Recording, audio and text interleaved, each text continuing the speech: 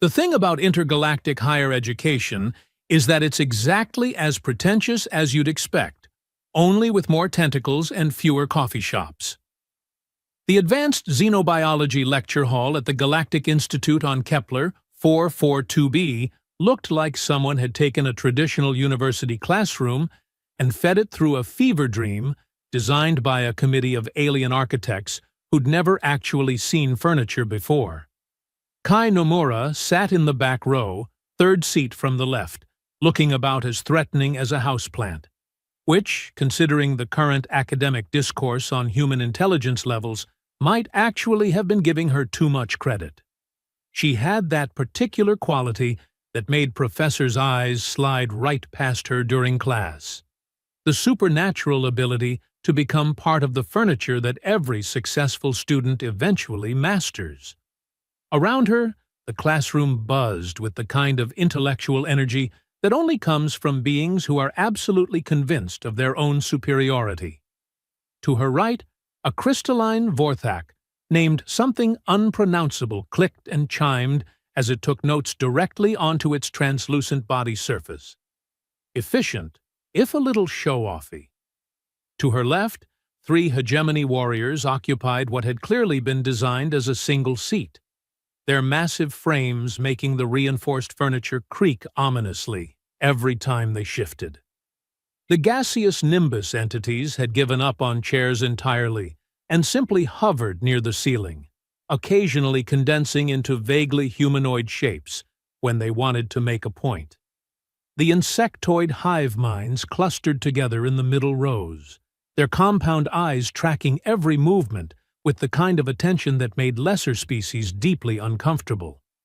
And then there was Kai, looking for all the galaxy like she'd rather be literally anywhere else. Professor Gorthak Velthane stood at the front of the class, all 8 feet of scaled, academic pomposity. His credentials were impressive if you were the sort of being who got excited about xenobiological classification systems and peer-reviewed papers on species hierarchies. His teaching style, however, was what you might charitably call condescending and what you might more accurately call insufferable. "Now then," Velthane announced, his voice carrying that particular tone professors use when they're about to say something they think is incredibly clever. "Let us consider the fascinating case of species classification within our current galactic framework." A holographic display materialized above the lecture podium, showing a complex tree diagram that looked like someone had tried to organize the galaxy's biodiversity and given up halfway through. Various species were arranged in neat little categories with helpful labels like apex sentient, standard cognitive, and, at the very bottom, developing intelligence. Kai glanced up from her notebook, where she'd been sketching what appeared to be geometric patterns but might have been anything from doodles to tactical diagrams, and observed the display with the kind of mild interest usually reserved for watching paint dry. "You'll notice," Velthane continued, gesturing at the hologram with one of his 4 arms, "that our classification system is based on objective criteria: technological advancement, cultural complexity, military capability, and, of course, basic cognitive function." A few chuckles rippled through the classroom. The hegemony warriors flexed unconsciously, proud to see themselves near the top of the chart. The Vorthak scholar beside Kai chimed approvingly, its crystalline structure refracting light in patterns that presumably indicated intellectual satisfaction. "At the apex, we have the founding species of the Galactic Confederation," Velthane said, highlighting the top tier. "The Vorthak Collective, the Hegemony Empire, the Nimbus Consciousness, and the Hive Convergence. These represent the pinnacle of galactic civilization." More approving sounds from the audience. Even the Nimbus entities seemed to glow a little brighter. Below them, we have the established civilizations, species that have achieved interstellar travel, developed functional societies, and contribute meaningfully to galactic commerce and culture. The hologram showed dozens of species in this category, their names scrolling past in neat, organized lists. And then, Belthane paused for dramatic effect, we have our most recent addition to the galactic community. A new section appeared at the bottom of the display. It was labeled Probationary Species and contained exactly one entry, Homo sapiens, Terra. Humans, Belthane said the word like he was trying to identify a particularly unpleasant smell. Our newest members, and a fascinating study in the lower limits of sentient development. Kai's pen stopped moving across her notebook. Just for a moment. Then she went back to her sketching, apparently unbothered by being the only human in a room full of aliens who were currently discussing her species like a mildly interesting lab specimen. Now, I know what you're thinking, Belthane continued, warming to his subject. Surely any species capable of achieving interstellar travel must possess at least moderate intelligence, and you wouldn't be entirely wrong. Humans have demonstrated a certain cunning in their technological development. The way he said cunning made it sound like a character flaw. However, one must consider the broader context. Human society is barely 3 centuries removed from using projectile weapons to resolve territorial disputes. Their political systems are laughably primitive. They actually allow the uninformed masses to participate in governance decisions. And their military tactics. Belthane made a sound that might have been laughter if you were feeling generous. Well, let's just say that quantity has a quality all its own. A hegemony warrior in the front row rumbled approvingly. Humans fight like children with sharp sticks, he announced to general amusement. All noise and flailing. Indeed, Brutok, Belthane agreed, which brings us to perhaps the most telling aspect of human development, their physical capabilities, or rather, their complete lack thereof. The holographic display shifted to show comparative anatomical diagrams. Human figures looked distinctly underwhelming next to the towering frames of hegemony warriors, the crystalline resilience of Vorthak forms, and the adaptive flexibility of Nimbus entities. Consider the evidence, Belthane said, clearly enjoying himself. Humans possess no natural armor, no enhanced strength, no accelerated healing factors. Their bones are hollow and brittle, their muscles weak and inefficient. They require extensive technological augmentation just to survive in most galactic environments. Kai turned a page in her notebook and continued sketching. Her expression remained pleasantly neutral, as if she were listening to a lecture on crop rotation rather than a detailed analysis of her species' alleged inferiority. Most tellingly, Belthane continued, humans demonstrate the classic psychological profile of a prey species. They avoid direct confrontation, prefer to negotiate rather than fight, and show marked submissive behaviors when confronted by superior forces. Like now, chimed the Vorthak beside Kai. Observe the human specimen, completely passive despite the discussion of her species' limitations. Several students turned to look at Kai, who glanced up, smiled politely, and went back to her drawing.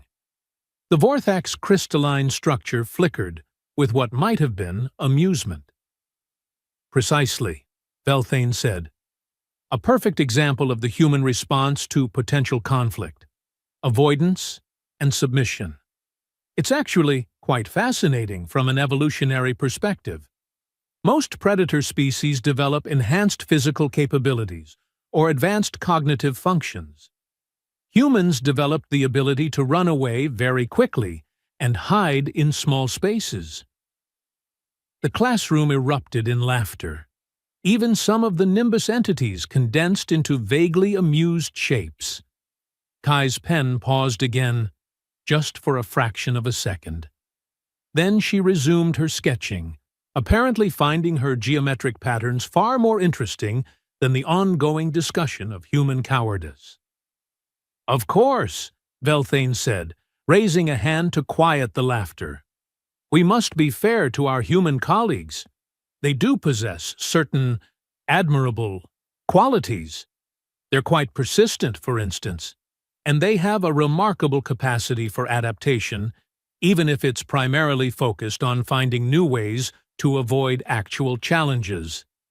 Like taking classes on xenobiology instead of combat training," suggested a hive mind drone, its multiple voices creating an eerie harmonic effect.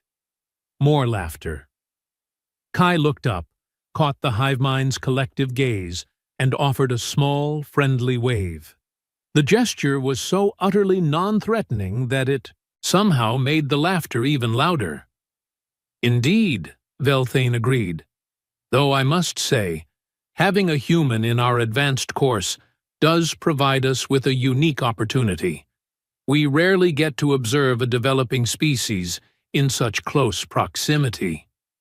He turned his attention fully to Kai for the first time since the lecture began. "Miss Nomura, isn't it?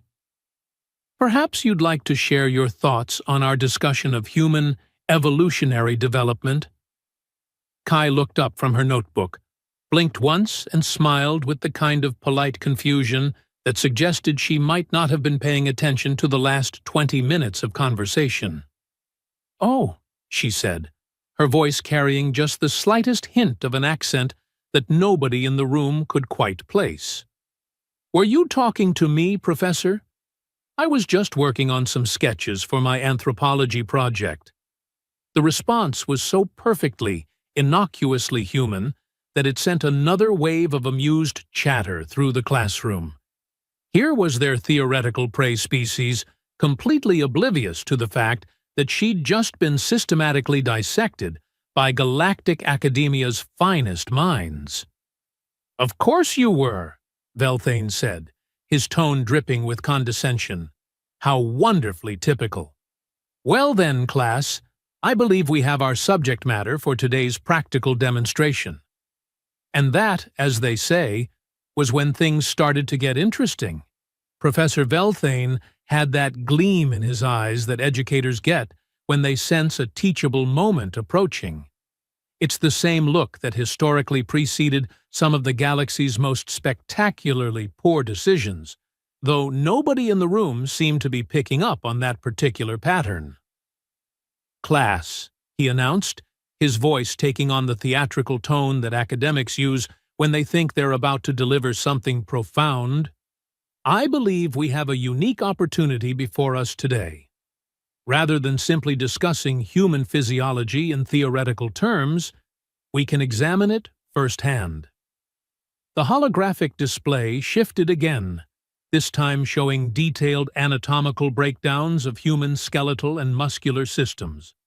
If you'd asked the average being in that room, they'd have said the diagrams looked like blueprints for something that evolution had assembled from spare parts during a particularly uninspired afternoon.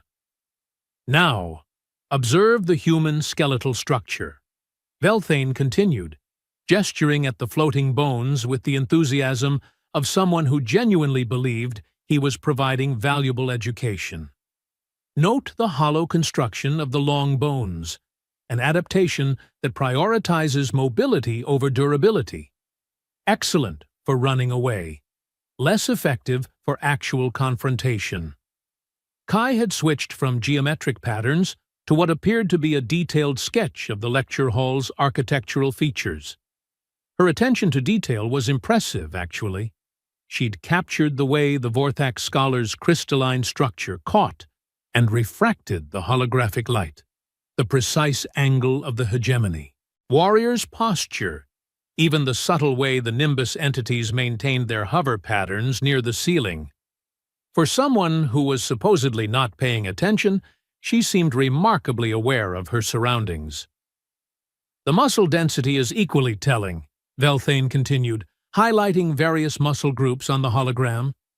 Humans possess approximately 60% of the muscle fiber density found in comparable hegemony physiology, and lack entirely the reinforced tendon structures that allow Vorthak forms to generate their impressive strength ratios.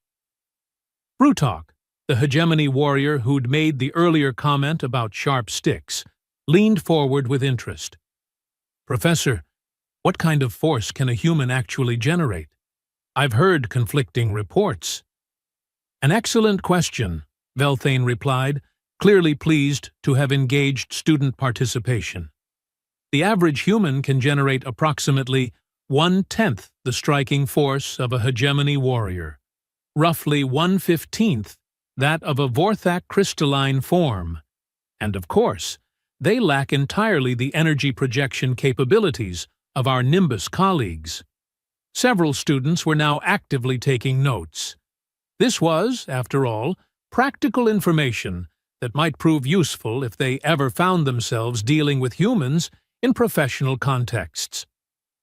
But perhaps most interesting, Velthane said, warming to his subject, is the human psychological response to physical threat. Unlike most sentient species, humans have evolved what we call a flight-first response system. When confronted with superior force, their initial instinct is to seek escape rather than engage. The hive mind cluster chittered approvingly. This explains their diplomatic approach to first contact, one of the drones observed. They immediately sought to establish peaceful relations rather than test our military capabilities. Precisely, Velthane agreed. It's actually quite refreshing, from a galactic stability perspective. We rarely have to worry about humans initiating conflicts they cannot win. Kai looked up from her sketching and glanced around the room with what appeared to be mild curiosity. Her gaze lingered for just a moment on each species cluster, the hegemony warriors with their confident postures, the Vorthak scholar with its precisely controlled light refractions, the hive mind drones with their synchronized movements, the Nimbus entities with their ethereal hovering patterns. Then she went back to her notebook, apparently satisfied with whatever she'd observed. Now then, Velthane said, his tone taking on a more practical edge, I think a hands-on demonstration would be valuable here. Miss Nomura, would you be so kind as to join me at the front of the class? Kai finished whatever line she'd been drawing, looked up, and tilted her head slightly. Oh, is the lecture over already? Time really flies when you're taking notes. The comment drew another round of chuckles. Here was their supposedly inferior species, representative, so disconnected from the academic discussion that she hadn't even realized she was being invited to participate. Not quite over, Velthane said, with the kind of patience usually reserved for small children or particularly slow students. I'd like to use you as a demonstration subject, if you don't mind. Nothing invasive, of course, just some basic comparative measurements. That's very kind of you to offer, Kai replied politely. But I'm actually quite comfortable where I am. Besides, I haven't finished my sketches yet. The response was so perfectly, innocuously human that it sent ripples of amusement through the classroom. The idea that a member of a subordinate species would decline a direct request from a professor was both adorable and slightly ridiculous. Velthane's expression shifted slightly. In his extensive academic career, he'd encountered many different responses to professorial authority, but casual deflection wasn't one he'd expected from a human. Miss Nomura, he said, his tone taking on a sharper edge, I'm afraid I wasn't making a request. This is a mandatory participation exercise. Kai looked up again, her expression shifting to something that might have been surprise. Oh, mandatory? I don't think I received a syllabus that mentioned mandatory physical demonstrations. Are you sure that's within the academic guidelines? The question was asked with such genuine curiosity that it took Velthane a moment to process the fact that he was being questioned by a human in front of his entire advanced xenobiology class. The syllabus, he said slowly, covers all forms of academic instruction deemed necessary by the instructor. This falls well within established parameters. Interesting, Kai replied, making a small note in her notebook. I'll have to check with the Academic Standards Office about that. I'm sure they'll find it fascinating. The Vorthak scholar beside her flickered with what might have been confusion. The human appears to be resistant to academic authority, it observed. This contradicts the established behavioral patterns. Indeed it does, Velthane agreed, his voice taking on a colder tone. Which is precisely why a demonstration is necessary. We appear to have an anomalous specimen. He moved toward the control panel at the side of his podium and activated a device that most species in the galaxy had learned to recognize and respect. A neural compliance field generator. Standard equipment in all educational facilities, designed to ensure that students from aggressive or non-cooperative species could be managed safely during practical exercises. The device hummed to life, generating a low-frequency field that should have triggered immediate compliance responses in any sentient nervous system. Students throughout the room felt the familiar tingle that indicated the field was active and properly calibrated. Kai continued sketching. "Miss Nomura," Velthane said, his voice now carrying the electronic harmonics that indicated the compliance field was focusing on a specific target. "Please approach the demonstration area." Kai looked up, blinked once, and smiled apologetically. "I'm sorry, Professor, but I really am quite comfortable where I am.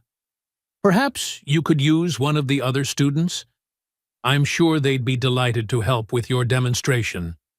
The silence that followed was the kind that occurs when something that absolutely should not be happening is happening anyway. Every being in that room understood how neural compliance fields worked. They were foolproof, universal, and absolutely effective on all known forms of sentient life. Except, apparently, on whatever Kai Nomura actually was. Velthane stared at his control panel, then at Kai, then back at his control panel. The device was functioning perfectly. Every other student in the room was experiencing the mild discomfort that indicated proper field generation. "The field appears to be malfunctioning," he announced, though his tone suggested he didn't entirely believe his own words. "Oh, that's unfortunate," Kai replied sympathetically. "Technology can be so unreliable sometimes. Maybe you should have it serviced." Brutok, the hegemony warrior, leaned forward with interest. "Professor, in my military experience, compliance field failure usually indicates either equipment malfunction or—" he paused, his expression growing more serious, "or target immunity." "Target immunity is impossible," Velthane stated flatly. "The neural compliance field operates on fundamental neurological principles that apply to all sentient species. There are no known exceptions." "Well," Kai said cheerfully, "I suppose there are now." The comment was delivered with such casual friendliness that it took a moment for the implications to sink in. When they did, the classroom atmosphere shifted perceptibly. Students began to sit up straighter, pay closer attention, and generally exhibit the behavioral patterns associated with the presence of something that didn't fit established categories. Velthane's academic pride, however, was made of sterner stuff than common sense. "Miss Nomura," he said, his voice taking on the authoritative tone that had cowed countless students over his lengthy career, "I am going to ask you one final time to participate in this demonstration. Your cooperation is not optional. Kai set down her pen, closed her notebook carefully, and looked up at the professor with the kind of polite attention usually reserved for helpful customer service representatives. "Professor Velthane," she said, her voice carrying just the slightest shift in tone, something that might have been curiosity or might have been something else entirely. "Are you absolutely certain you want me to demonstrate human physical capabilities?" The question hung in the air like a challenge wrapped in courtesy. For just a moment, Velthane found himself wondering if perhaps he should reconsider his approach. Then his academic ego kicked in, and he made what would later be recognized as one of the most spectacularly poor decisions in the history of interspecies education. "Yes," he said firmly, "I am absolutely certain." Kai nodded thoughtfully, as if she'd been hoping he might reconsider, but wasn't particularly surprised by his response. "All right then," she said quietly, "if you insist." And that was when everyone in the room began to understand that they had made a very, very serious mistake about what humans actually were. What happened next would later be studied in military academies across the galaxy, though most of the analysis would focus on what the security recordings failed to capture rather than what they actually showed. The thing about truly significant moments in history is that they often look disappointingly mundane when you're watching them happen in real time. Professor Velthane descended from his elevated podium with the measured confidence of someone who had spent decades managing classroom dynamics and was absolutely certain he understood the situation. His reptilian features carried that particular expression academics wear when they believe they're about to deliver an educational experience that their students will remember for the rest of their lives. He was, in a sense, completely correct about that last part. "Class," he announced as he approached Kai's desk, "observe carefully." What we're about to witness is a perfect example of human behavioral patterns under direct authority pressure. Several students were now actively recording the interaction, partly for academic purposes, but mostly because they sensed they were about to witness something that would make excellent entertainment content for their social networks. The hegemony warriors leaned forward with anticipation.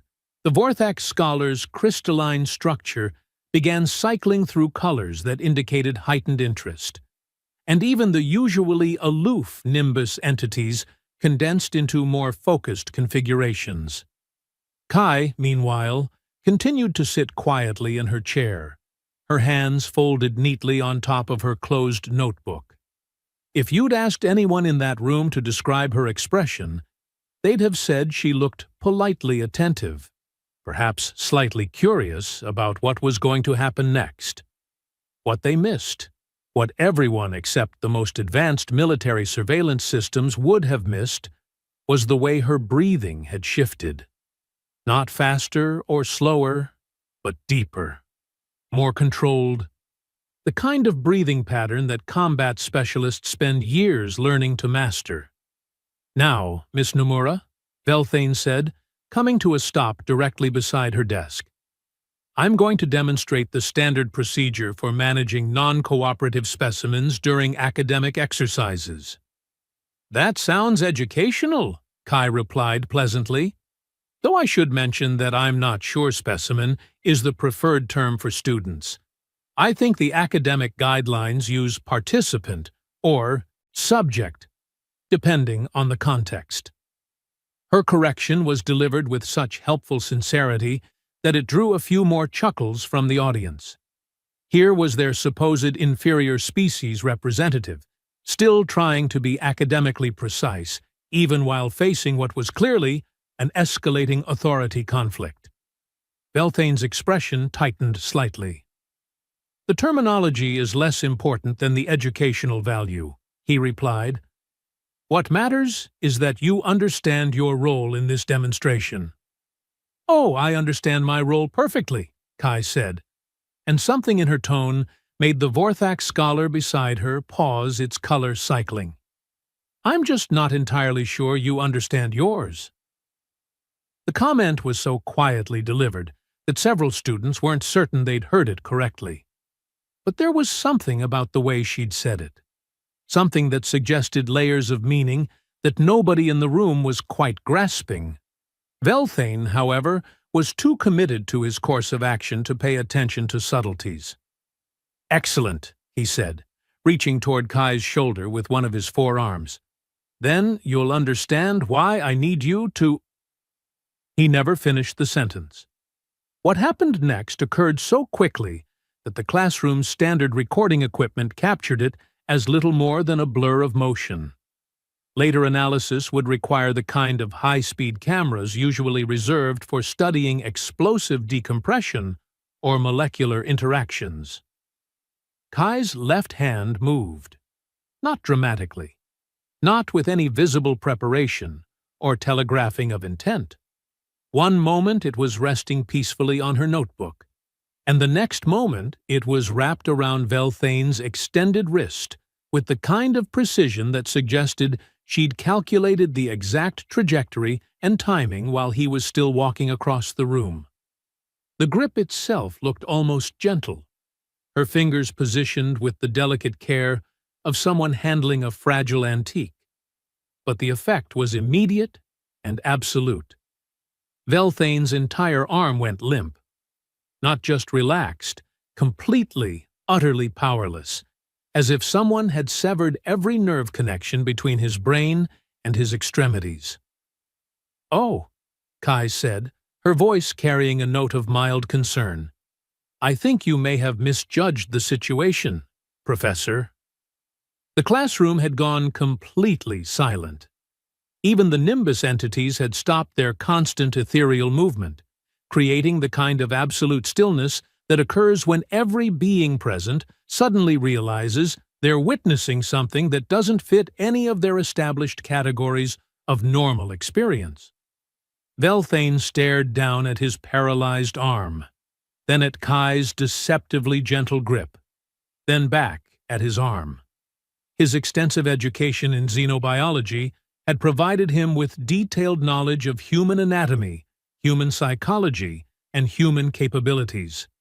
None of that knowledge had prepared him for whatever was currently happening to his nervous system.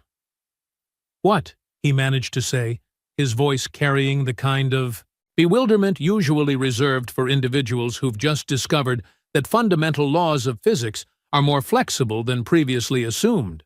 "What did you do?" "Pressure points," Kai replied, as if she were explaining something perfectly obvious. "Humans are actually quite good at those. It's one of the advantages of having such a supposedly primitive nervous system. We've had to get creative about working around our limitations."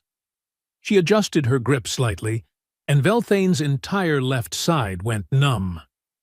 "The thing about neural compliance fields," she continued conversationally, "is that they're designed to work on standard neurological architectures. They send specific frequencies that trigger submission responses in most known species. But if your nervous system has been adapted to operate on different parameters, well..." She shrugged, a gesture that somehow managed to be both apologetic and deeply unsettling. "They don't work quite the way they're supposed to." Brutok, the hegemony warrior, was staring at the scene with the kind of focused attention that military personnel develop when they encounter something that contradicts their tactical assumptions. "Adapted how?" he asked, his voice carrying none of its earlier casual amusement. Kai glanced in his direction, and, for just a moment, her polite student facade slipped. What looked back at him was something that belonged in a very different kind of classroom, the kind where the subject matter involved significantly more practical applications of anatomical knowledge. "Training," she said simply. "Lots and lots of training." She turned her attention back to Belthane, who was beginning to show signs of the kind of panic that occurs when intelligent beings realize they've fundamentally misunderstood their situation. "Now, Professor," she said, her tone returning to its previous helpful politeness. "I believe you wanted to demonstrate human physical capabilities to the class. Would you like me to continue? Or have we covered enough material for today?"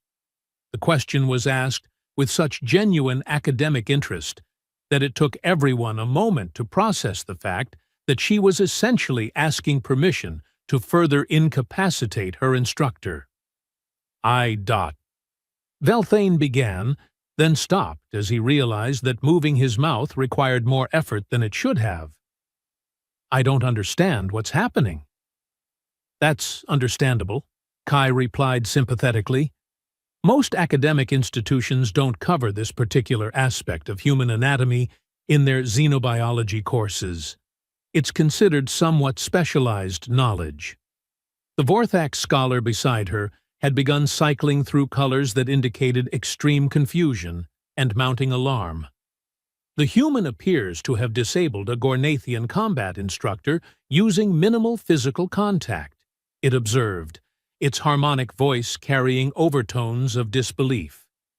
"This contradicts all established data on human capabilities."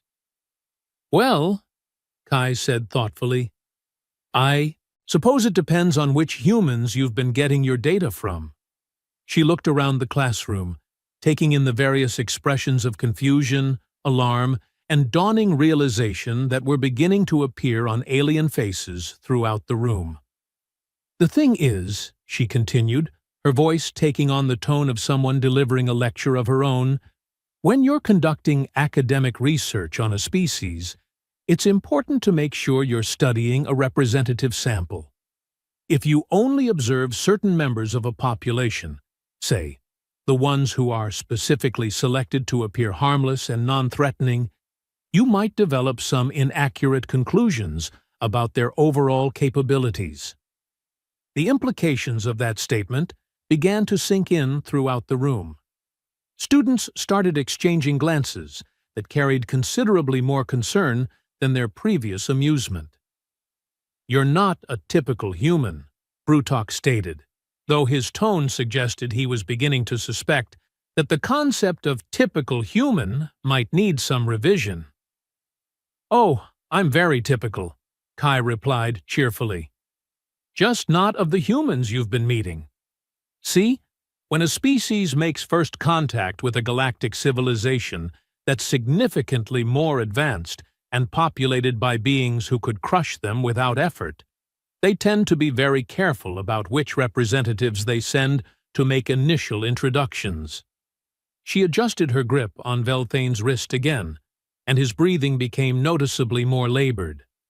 "They send diplomats, scientists, cultural ambassadors, people whose job is to seem harmless and eager to learn. People who will make the established powers feel comfortable and secure about adding a new species to the galactic community." The classroom was now completely silent, except for the sound of Velthane's increasingly difficult breathing and the subtle electronic hum of recording equipment that was capturing something no one had expected to witness. "But," Kai continued, her voice maintaining its pleasant, educational tone, "they also send other people. People whose job is to observe, to learn, to assess, and to report back on exactly what this galactic civilization is capable of, how it's organized, and what its weaknesses might be." She looked directly at each species cluster in turn. The hegemony warriors with their suddenly tense postures, the Vorthak scholar with its rapidly cycling alarm colors, the hive mind drones with their perfectly synchronized expressions of growing concern, the Nimbus entities with their increasingly agitated energy patterns. "People like anthropologists," she said quietly, "who specialize in studying other cultures and understanding how they work." Velthane made a sound that might have been an attempt at speech, but his vocal cords were no longer receiving the neurological signals necessary for coherent communication. Kai noticed his distress and made another small adjustment to her grip. Immediately, his breathing became easier though his arm remained completely paralyzed. "Don't worry, Professor," she said reassuringly. "The effects are temporary. Mostly. You should regain full function in about 6 to 8 hours, assuming I haven't misjudged the dosage." She paused thoughtfully. "Though I should mention that I've never actually tested these particular techniques on Gornathian physiology before. Human anatomy is quite different, so there might be some variations in how long the paralysis lasts." The casual admission that she was essentially experimenting on her instructor sent a ripple of alarm through the remaining students. Several of them began making subtle movements toward the classroom exits. "I wouldn't recommend leaving just yet," Kai said without looking away from Velthane. "We haven't finished our educational demonstration, and I think the next part is going to be the most interesting." She reached into her notebook with her free hand and pulled out what everyone had assumed were random sketches. Except now, viewed from a different angle, they were clearly detailed architectural plans of the lecture hall, complete with sight lines, exit routes, and tactical positions. "You see," she continued, "while you've all been discussing human limitations, I've been conducting my own research on Gornathian, hegemony, Vorthak, hive mind, and nimbus capabilities. And I have to say, the results have been quite illuminating." She looked up at the nimbus entities hovering near the ceiling. "For instance, did you know that nimbus energy forms become significantly less stable when exposed to specific electromagnetic frequencies? It's fascinating from a xenobiology perspective. The nimbus entities began moving toward the exits with considerably more urgency than their usual ethereal drift patterns.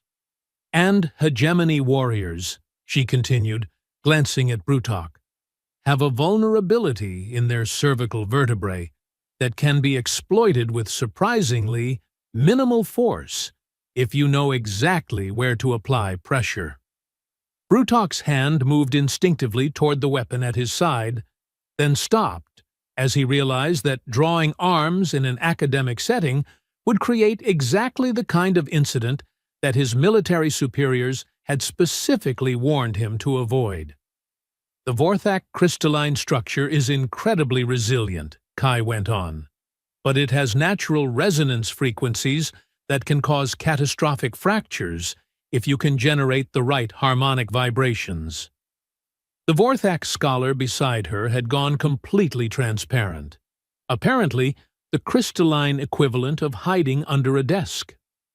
"And hive minds," she concluded, looking at the cluster of insectoid drones, "have the interesting characteristic that disrupting the neural link of just one individual can cause temporary disorientation in the entire collective."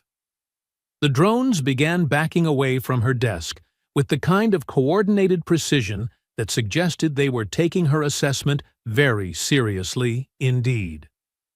"But the most interesting thing," Kai said, her grip on Velthane's wrist shifting one final time, "is that none of you ever thought to ask the most important question about human evolution." She looked around the room one more time, taking in the faces of beings who were beginning to understand that everything they thought they knew about humanity might have been carefully constructed misdirection. "You assumed that because humans appear physically weak, we must have evolved as prey species. But you never asked what happens when a prey species gets tired of running."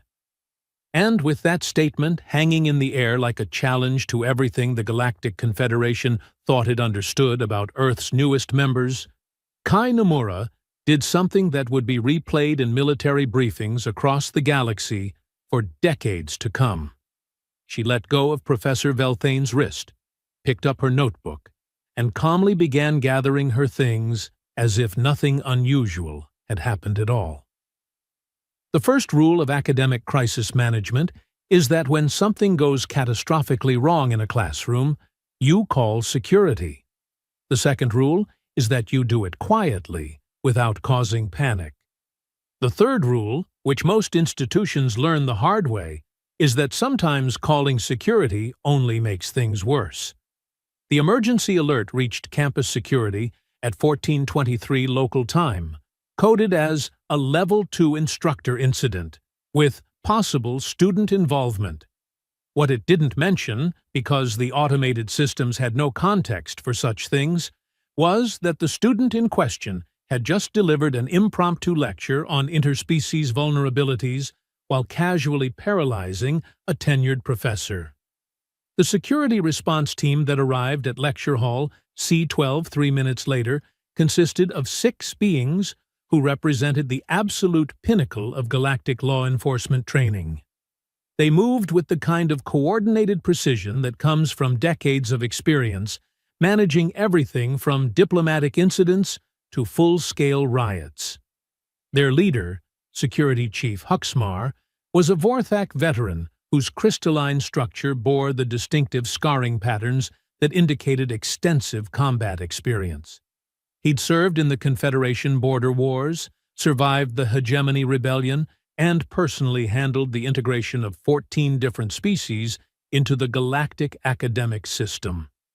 None of that had prepared him for what he found in Professor Velthane's xenobiology class. The scene was surreal in its mundane horror.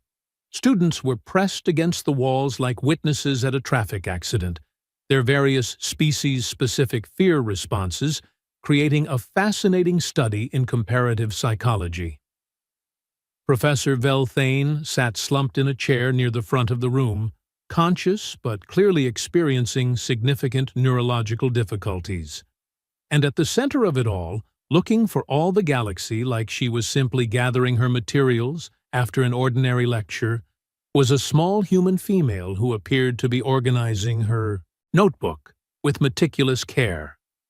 "Security," Huxmar announced, his harmonic voice carrying the authoritative frequencies that usually caused immediate compliance responses in academic populations. "Everyone remain calm and stay where you are." Kai looked up from her packing and smiled with what appeared to be genuine relief. "Oh, wonderful," she said brightly. "I was hoping someone in authority would arrive soon. I'd like to file a formal complaint about Professor Velthane's teaching methods. I believe there may have been some violations of the academic conduct guidelines." The statement was so perfectly reasonable and delivered with such apparent sincerity that it took Huxmar a moment to process the fact that the person making the complaint was apparently the cause of the incident. "Miss," he said carefully, "I'm going to need you to step away from your desk and move to the center of the room where we can see you clearly." "Of course," Kai replied, standing up and moving exactly where he'd indicated. "I'm always happy to cooperate with security personnel, though I should mention that I think there might be some confusion about what actually happened here." Huxmar's combat experience had taught him to recognize dangerous situations, and everything about this scenario was triggering warning signals that he'd learned to trust. The student was being too cooperative, too reasonable, too calm for someone who'd just been involved in an incident serious enough to warrant an emergency response. "Why don't you explain what happened?" he suggested, signaling his team to maintain ready positions around the room. "Well," Kai said thoughtfully, "Professor Velthane was giving a lecture on human physiology, and he asked me to participate in a practical demonstration. When I politely declined, he activated a neural compliance field and attempted to physically compel my participation." She paused, apparently organizing her thoughts. "I responded by demonstrating some of the human capabilities that weren't covered in his curriculum. I believe the educational value was significant, though perhaps not in the way he originally intended." Huxmar glanced at Professor Velthane, who was making what appeared to be an attempt to speak, but was only managing to produce incoherent sounds. "And Professor Velthane's current condition?" "Temporary neurological disruption," Kai replied with clinical precision. "I applied pressure to specific nerve centers to interrupt motor function without causing permanent damage. He should recover full capability within 6 to 8 hours, possibly longer, depending on individual physiological variations. The casual way she described what amounted to a sophisticated assault on a faculty member sent another wave of alarm through the security team. This wasn't the response pattern of an untrained student who'd acted in panic. This was the analysis of someone with extensive knowledge of combat anatomy. "Miss," Huxmar said, his tone shifting to something considerably more serious, "I need you to understand that assaulting faculty members is a serious offense, regardless of the circumstances." "Oh, I completely agree," Kai replied earnestly, "which is why I'm hoping we can resolve this through proper academic channels.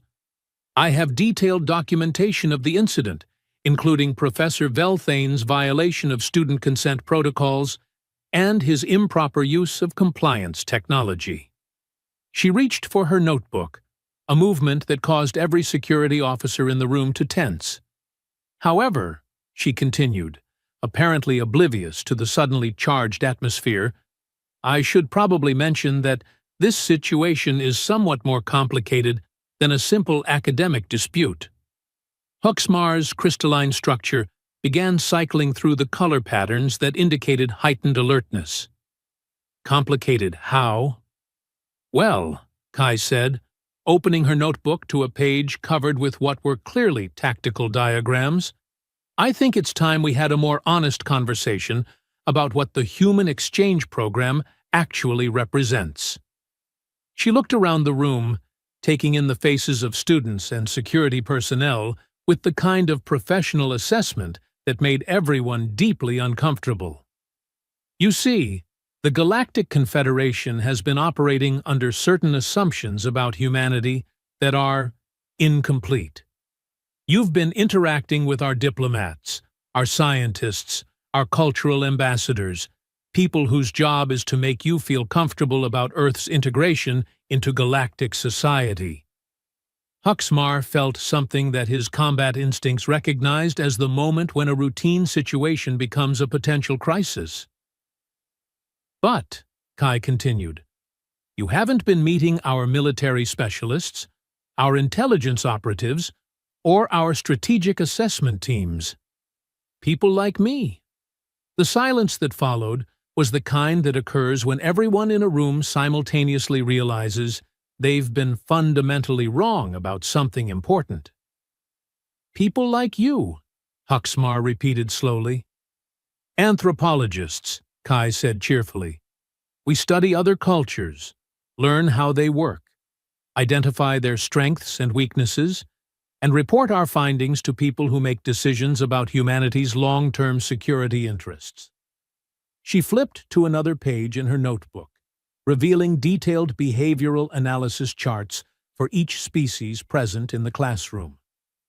"For instance, I now have comprehensive data on Gornathian reaction times, hegemony tactical thinking patterns, Vorthak group dynamics, hive mind coordination protocols, and Nimbus energy distribution systems, all obtained through perfectly legal academic observation." Huxmar's military experience was screaming at him that this was no longer a student discipline issue. This was something that belonged in intelligence briefings and threat assessment meetings. "What exactly are you saying, Miss Nomura?" "Kai Nomura, Terran Defense Intelligence, Cultural Analysis Division," she said, it with the same pleasant tone she'd been using all afternoon, as if she were introducing herself at a faculty mixer. "And what I'm saying is that the cultural exchange phase of human integration is probably coming to an end." She closed her notebook and tucked it neatly into her bag. "The thing about being underestimated," she continued conversationally, "is that it gives you tremendous advantages in gathering information. When everyone assumes you're harmless, they don't bother to hide their capabilities, their weaknesses, or their strategic thinking." Huxmar realized that his hand had moved instinctively toward his weapon, a response that Kai noticed with apparent interest. "Oh, I wouldn't recommend that," she said helpfully.